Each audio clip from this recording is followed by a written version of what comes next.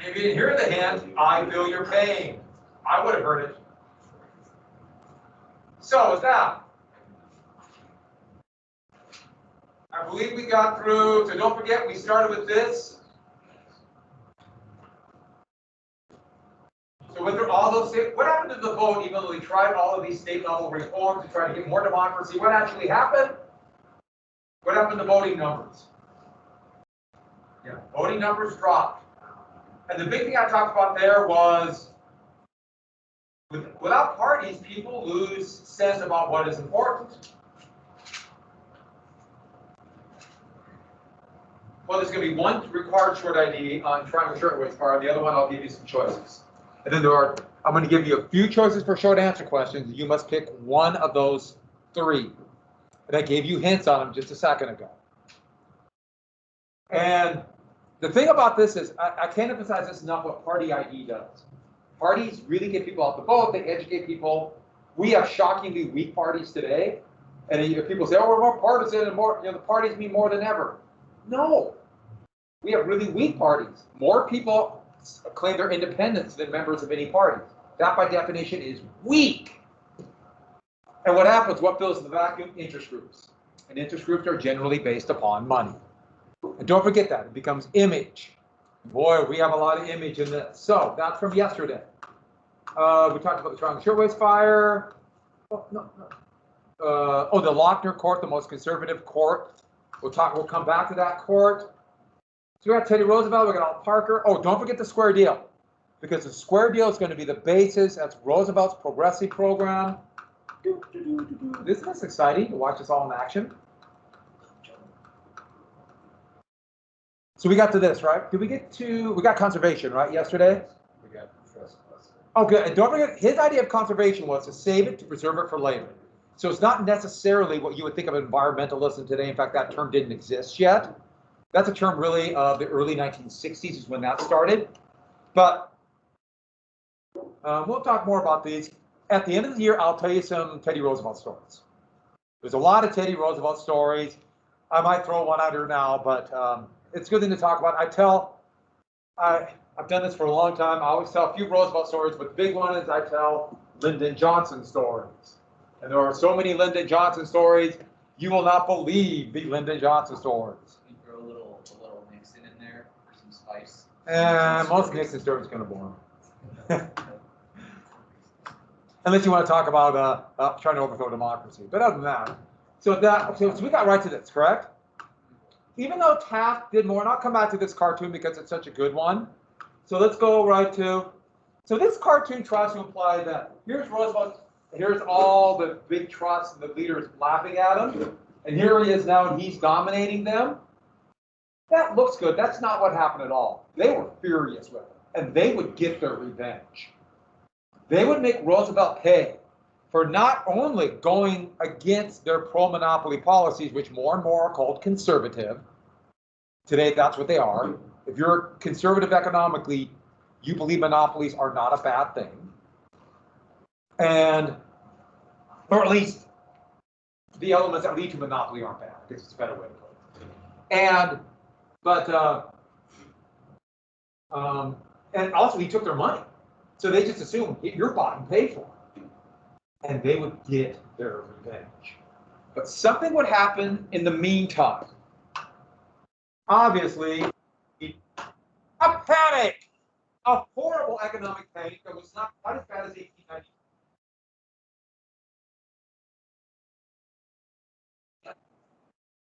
Oh, I was trying to circuit fire going.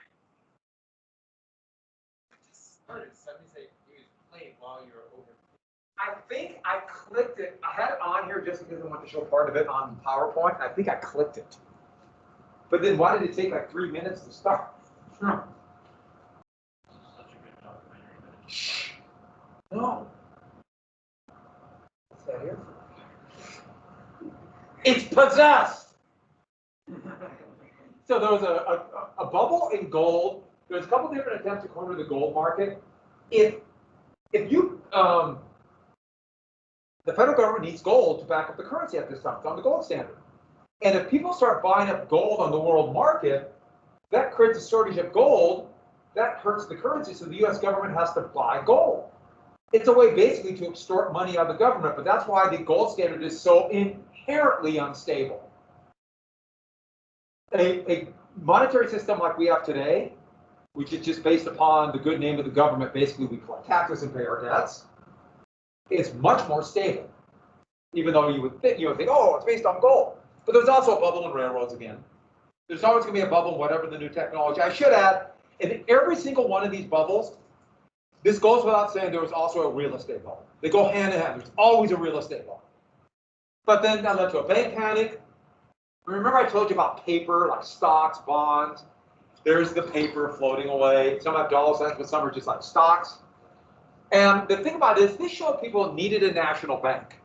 JP Morgan's bank kind of acted like one indirectly, but still caused a lot of problems. But the big thing was that Teddy Roosevelt, who, okay, he said he wasn't going to run again, but he really wanted to be president again. He couldn't run again. He could not.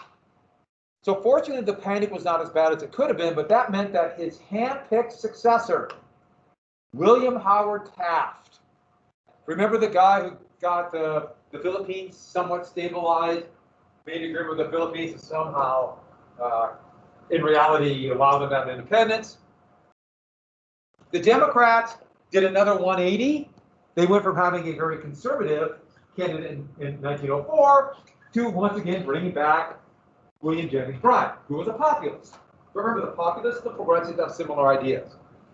And even though Bryan was incredibly popular, at least in rural areas, this is his third time.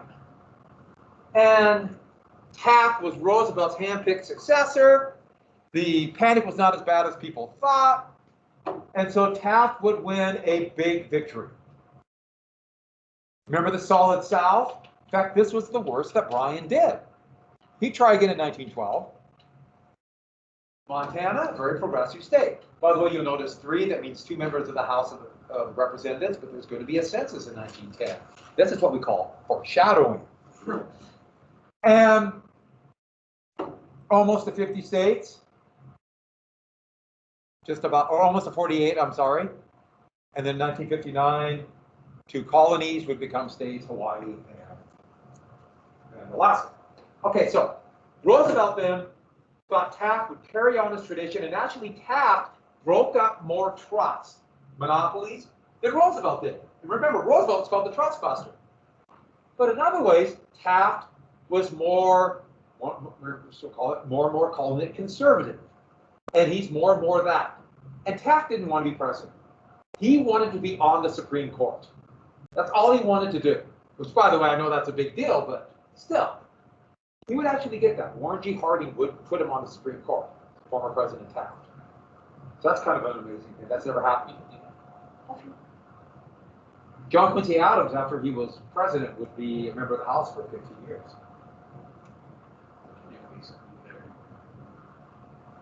Every once in a while, people will talk about like a former president doing that. But I think it'd be more difficult now, just the way the media is. But anyways, but then Roosevelt, he went to Africa, and because there was a real big worry that all these European hunters were going to kill all the big game animals in Africa, so he wanted to kill them before they were gone. Remember his point of view on conservation. And so he took off there. He wrote about a 10,000-page multi-volume book about his safari because he could write. He could sit down and write volumes, just a prodigious writer. And then he went to Europe and was kind of did this grand tour and treated like a king. He was really a famous guy and gregarious and fun. And while he's gone, Taft seemed to be going away from what Roosevelt wanted. And it would be personified by the Pinchot-Ballinger affair. So Richard Ballinger was Taft's Secretary of the Interior. And even though the Forest Service is technically part of it's really weird. The Forest Service is part of the Agriculture Department. The Interior, though, controls government land, which the Forest Service is on. I know, it's kind of this weird system. Ballinger removed 1 million acres from Forest Service land to be sold to private investors,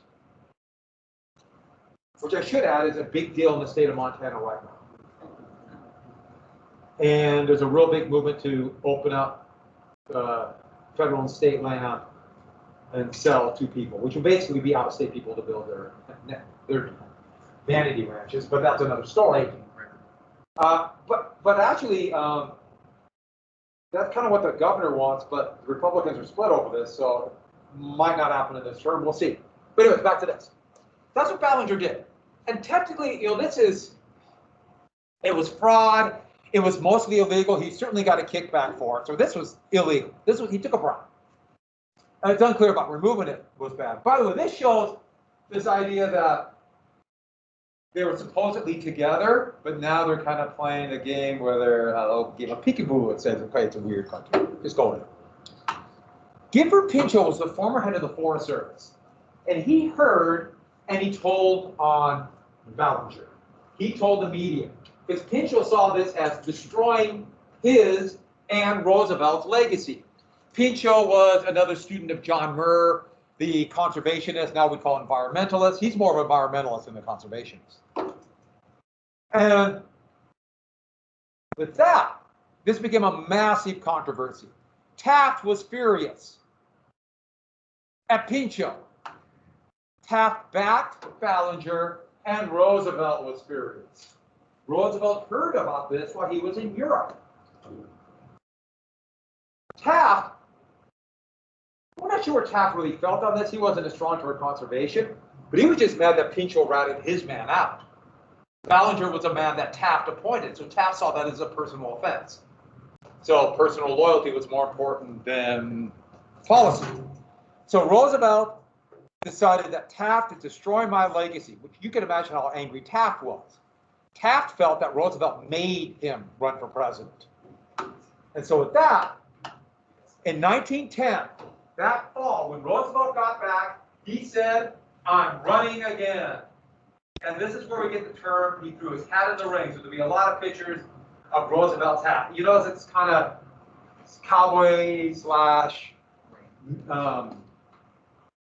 this is the kind of style that the cavalry wore and then Rangers wore, Forest Rangers. And there's an old, boxers used to barnstorm back then. It's called, travel around the country to make money. And they would set up a ring and they might do an exhibition fight against a local champ. But they might also just say, anybody wants to fight me. And if you say you want to fight, you take your hat and you throw it in the ring. And that's your way to challenge another boxer. So that's why it's shown in the ring. And Teddy Roosevelt was a boxer. He would beat the tar out of people in the basement of the White House while he was president. And by the way, we've got to be clear about that. Beat the tar out of them because nobody wanted to punch the president. So he just would take haymakers and knock them cold. Okay, there was a guy from the French embassy who was the welterweight champion of Europe. And Roosevelt finally convinced him to fight. They fought in the basement. The guy didn't want to fight, Roosevelt. And Roosevelt, he's kind of letting Roosevelt hit. Roosevelt just starts taking these haymakers. So finally the guy just said, bang! Hit him right here. Knock Roosevelt cold, detach his retina, he'd be blind in his left eye for the rest of his life. So, what's rule 1 about boxing? President. Keep your left eye. Okay, with that. So, the election of 1912 will be one of the most exciting elections in American history. This is an amazing election. And this one shows the 5 candidates for president trying to appeal to, remember, Lady Columbia has here, Miss Columbia. By the way, it's 1912. 5 years later, Uncle Sam will become the caricature of the United States because of one poster that copied the British, a British recruitment poster with Uncle Sam. It's up here, the I want you with Uncle Sam pointing. And that's why that poster was so ubiquitous, it would become like the symbol of the U.S. Yes? Is that the British one right Yeah. next to it? Lord Kitchener was the most famous British officer, and that's on a poster from 1914. Yours is so much better. Yeah, and Kitchener had the mustache, didn't he? Oh, wow. So with that, by the way, here we have Wilson, Democrat, Taft, Republican, Teddy Roosevelt become the progressive. Chapin was the Prohibition Party. There was a whole party about that, and then Debs is the socialist. But not many people voted for the Prohibition Party, but Debs got a lot of votes. That's why we consider it a 4-way race. The Republicans would nominate Taft. Now remember, Taft didn't want to be president, but he's so mad at Roosevelt, he's going to say, I'll become president. I'll show you.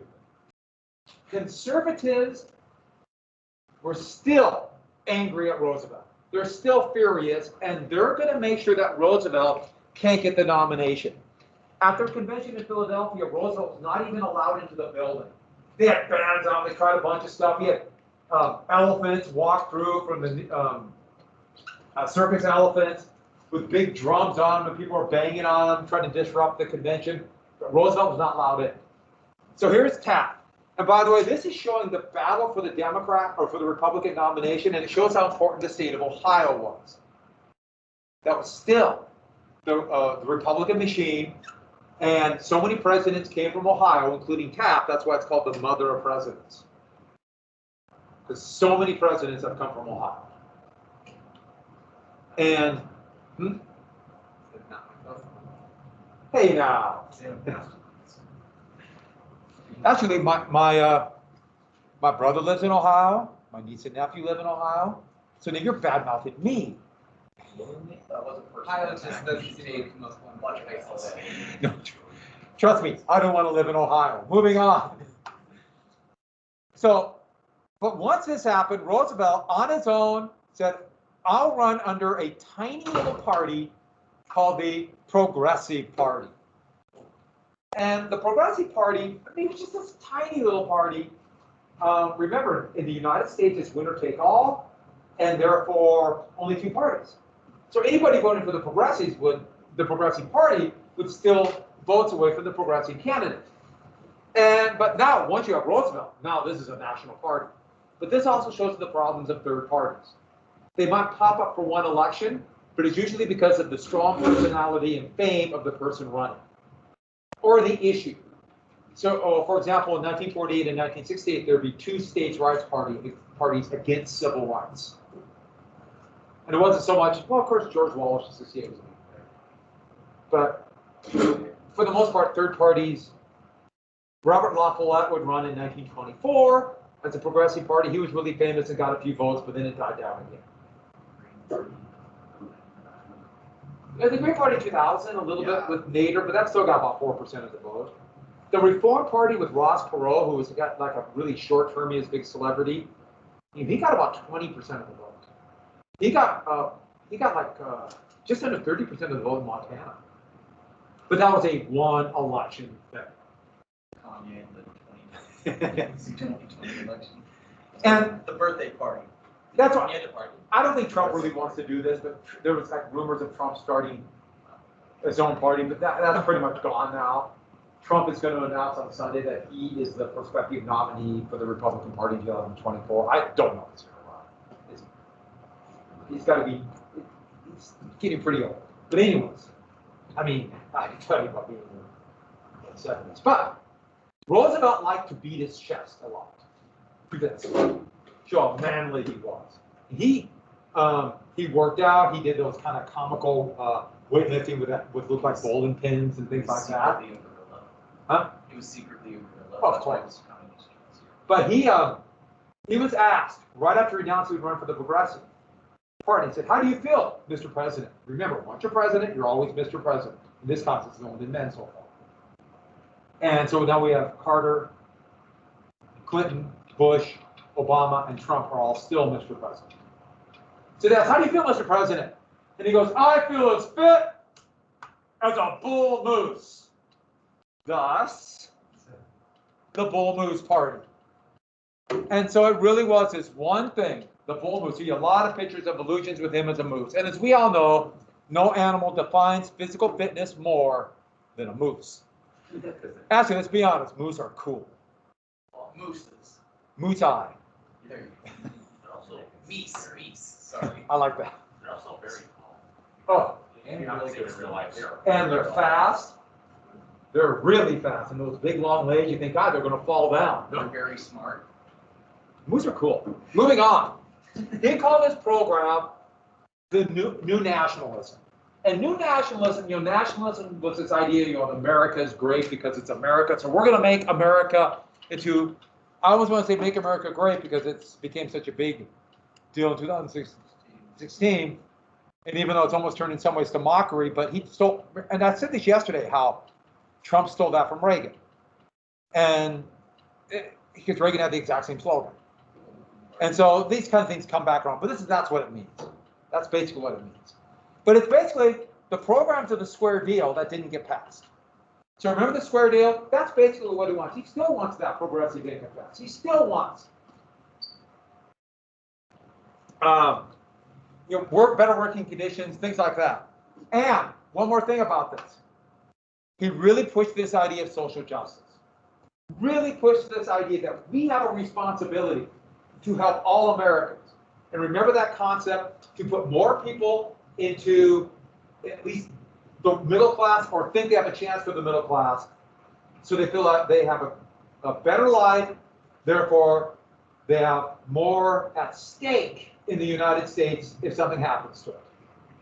And that is a big element of that idea. I mean, that will be the essence of the New Deal. The essence of it, and the essence of what's going to be called liberal economics. And so he is probably at his most liberal or left. Progressives will adopt the name, well, they will change a little bit and partially become less racist, a lot less racist, under the New Deal, and Franklin Roosevelt will call that liberal. And then we're not even to the war, Vietnam War, that kind of thing. But he's going to take more socialist solutions. He even talked about government ownership of things. Railroads are too important to be left in the hands of profit. We might have to take them over. That was one of his big elements. And then they really pushed women's suffrage. He talked about it in 2004. He really pushed it here. Women need the right to vote. No, he's not to the idea of women being equal, but it's a big step from where it was even 8 years ago. And this you can see in other things. Remember how Abraham Lincoln really took a big step towards civil rights. He went from being slaves should be freed and then sent to Africa to the 14th Amendment. At least the ideas behind it. So the Democrats are in great shape. The Republicans are split. And they nominated a progressive also. They nominated Woodrow Wilson. But he, even though he was the governor of New Jersey, he had been the president of Princeton College. He was a Southerner. He was born near the end of the Civil War in Virginia. And his progressive program was New Freedom. And I didn't write this down, but it's very much like the square deal. He basically agreed with Roosevelt on most things. And he too promised women's suffrage. And the reason I mention that is he promised it. But then when push came to shove, he didn't do much. But he would be president when women finally won the right, fought for it, and won suffrage, because they made him. And so with that, wow, that was a quick jump. And so their big issue of contention, though, was regulation of monopolies. And I can't emphasize this enough. There was a difference between the points of view. And that's why I put this good trust, bad trust, good trust poster again. Teddy Roosevelt said, not all monopolies are bad. They're good trust because they are efficient to the economies of scale. And I've said this before, but he really emphasized it today. It doesn't make sense to have 7 or 8 electric utilities running into a town. Oh, I'm sorry. I jumped the gun here.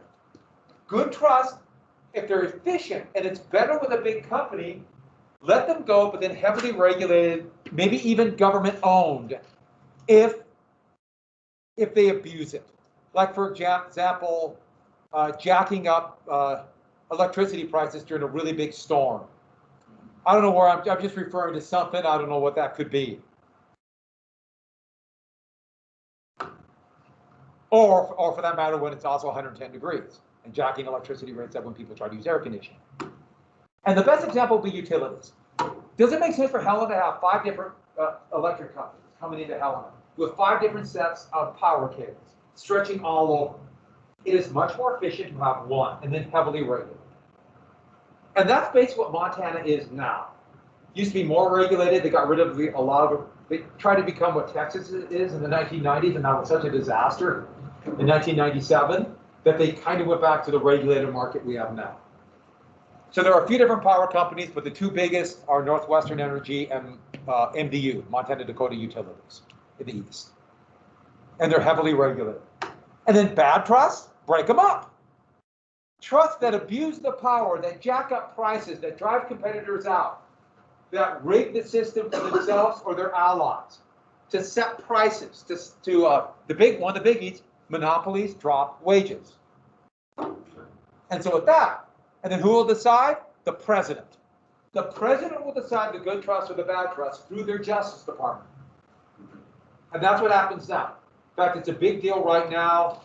Biden has appointed some people that are more antitrust, anti-monopoly. And Biden was generally pretty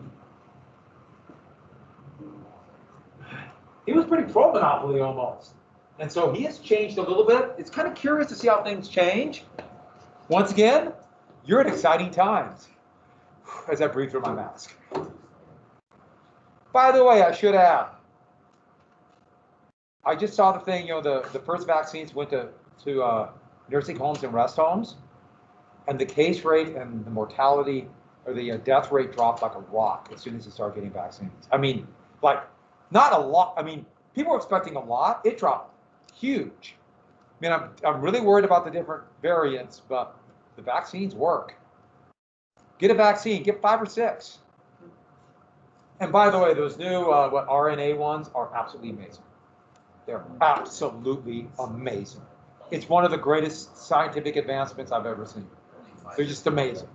Back to this thing. Wilson looked at it as all monopolies are inherently bad. All of them are inherently bad. And so we need to strengthen the Sherman Antitrust Act. Even so-called good trusts, by definition, will be bad because they'll use their political power to drive out competitors. They will always do it. Always. And yeah, usually always they do. Now, I should add, Franklin Roosevelt would try to do both. Roosevelt was kind of both. And if people who don't believe in, or people who are really worried about monopolies, since we're dominated by monopolies, I'm kind of shocked when people aren't. It's really, yeah, there's elements of both. But they thought, get rid of monopolies, competition. Get rid of monopolies, competition.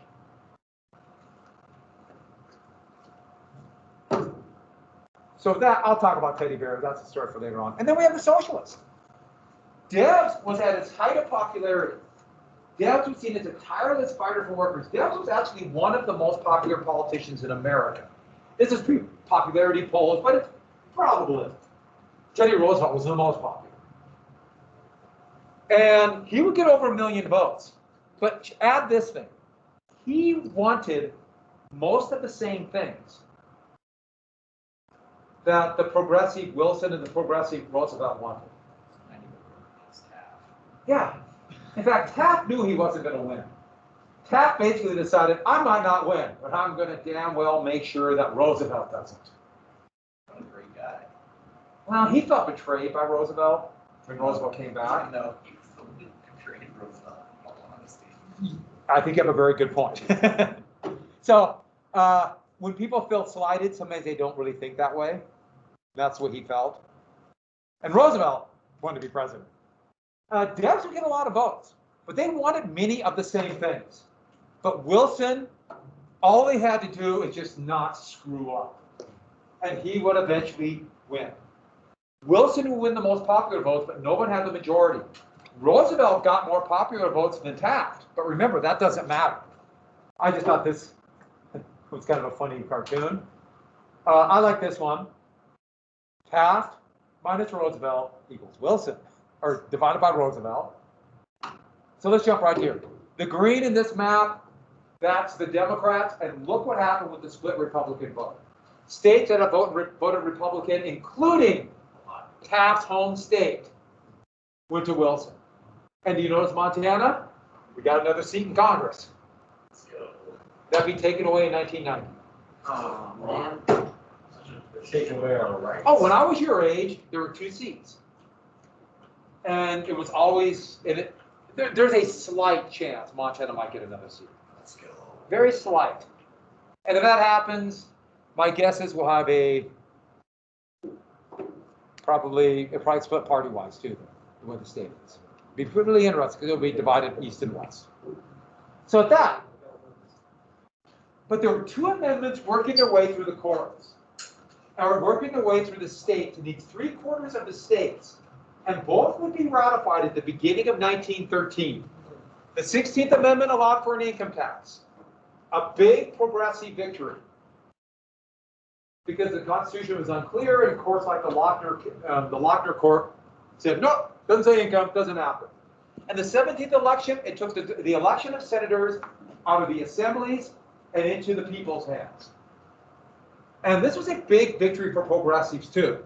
Conservatives were furious, and you see people who are more conservative today talk about we need to go back to this, including just talk in Georgia, we should go back to this after the special election. And so with that, so one of the first bills passed in the Wilson administration would be the Underwood Tariff. The Underwood Tariff cut the tariff, more competition, but the first income tax. And that income tax, a very small tax on very large incomes, but will go up dramatically when this little thing happened called a war. That's coming. So a few more things about Roosevelt, or Wilson, I'm sorry. They would pass the Clayton Antitrust Act, which would strengthen the Sherman Antitrust Act. And then a biggie, the Federal Trade Commission. This would be created that would stop monopolistic activities, legally called the restraint of trade, to drive out competitors. But the FTC is the organization, to this day, that can break up monopolies or stop mergers that might create monopolies. They basically have done nothing for 40 years. I'm really curious to see what they do now, because they've allowed for monopolies. Yeah. What was the 17th Amendment on this? Direct election of senators. So let the people decide. So basically the House, so it's basically two houses. In a way, but remember the Senate has, the House is apportioned in districts. Well, in the Senate, it's the whole state votes. Of course, for Montana, we're both like So that. it's better for Montana. Oh, yeah. Well, maybe not better for Montanans, but just for the state itself has. Yeah. Better for democracy. Let's go. Yeah, Montana has 2 senators, but so does California. And there's a slight difference in population. In fact, just talking to my nephew in Columbus, Ohio, he's going to Ohio State, and Columbus has more people than Montana. Also, the Keans owning child labor, that banned child labor. Another huge victory for progressives, but remember the Lochner Court? I told you about that yesterday. The conservative Supreme Court, of course, threw that out because it violated the power of contract. It would not be until 1938 that there'd be a law against child labor. The last major law of the New Deal, the Fair Labor Standards Act, which also said the minimum wage and a few other things. Well, they said that it violated contracts. The kid signed a contract, and that's legal. Money goes above the health of our children. Power. Yeah, I mean, it's money, but it's Money and power. And you're right. The same thing. Exactly. But the biggie we have to get, I know the bell's not ready to ring, but the last thing, the Federal Reserve Act of 1913. So this would create the national bank. So the clamor for one, and by the way, this was becoming an international problem. All these other countries had this, like for the Bank of England or these national banks, the Bank of France, and they're saying, you need one. Now, the U.S. had a sub-treasury system after Jackson's bank war. That actually had some really good parts, but it wasn't complete. So this went back to more of a straight bank. And here is an anti-Federal Reserve Bank showing the power of that, because the immediate fear was all this money is going to go into the banking industry. And there's an element of truth of that. But what it did is, the Federal Reserve, it created the Federal Reserve System with 12 Federal Reserve banks. If you've been by Women's Park or Hill Park, that big bank across the street from there, that's the Federal Reserve Bank. And we're in the Minneapolis area, so it's the Federal Reserve Bank of Minneapolis. That's the bank. That's one of the system Helena's in. And it's a big deal. This helps distribute currency to the banks. It sets up a system. Well, in fact, let me finish this, what it does. It regulates the banks. If banks enter this system, they know if you're part of the Federal Reserve System, you'll get money, you're regulated. The Federal Reserve System has the power to regulate if you're safe, and in the New Deal, they strengthen these regulations. And it's a really important element. Banks would be more safe, not completely. It's setting up what's going to be strengthened in the New Deal is what I'm trying to say. But the most important element is the Federal Reserve Board. And these are positions appointed by the president. And they do other things, but the base function they do, what we need to do is, by setting the rate that they loan money to banks, that controls interest rates. They can raise and lower interest rates. And remember the money supply, remember inflation and deflation? That gives the Federal Reserve huge power over this. If they think there's a bubble forming, they raise interest rates and makes it harder to borrow money. If they think the economy's bad, they lower interest rates to make it easier to borrow money. By the way, what is the Federal Reserve doing now?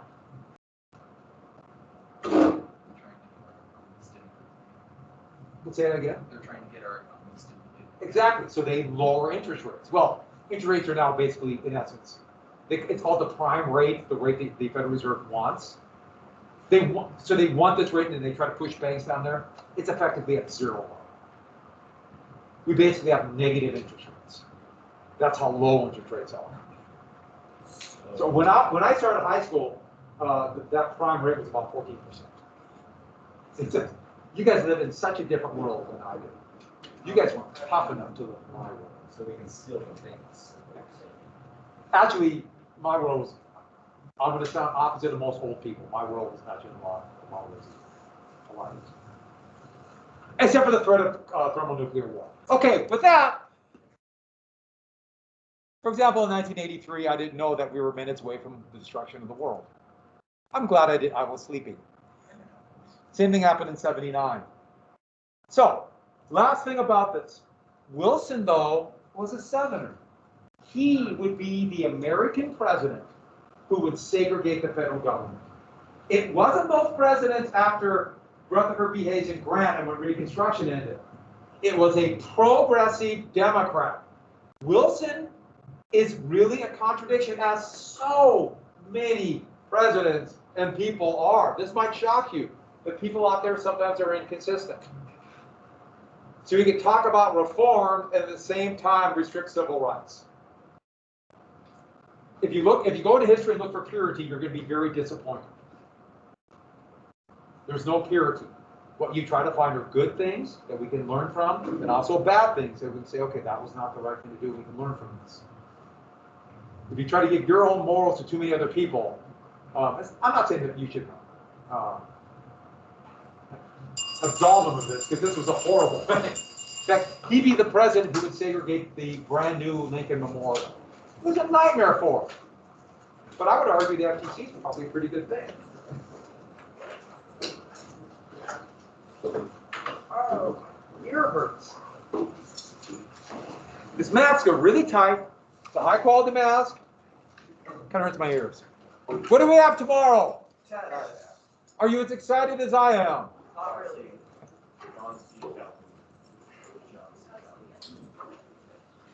Mr. Partridge. Yeah. So since we didn't get to Alice Paul or the 19th Amendment, we don't need to study that, right? So Alice Paul will not be on there. Thank you for saying that. In fact, I will put it on the, I'll post that as a message for everyone else. Thanks for reminding me.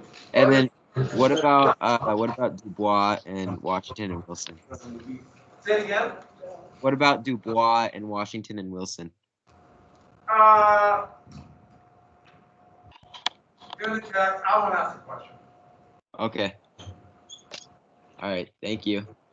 Yeah, I thought I'd get there. Just about did. I was so close. For me? Yeah. All right, I'll take this in. Thank you. Goodbye, everybody. Thank you.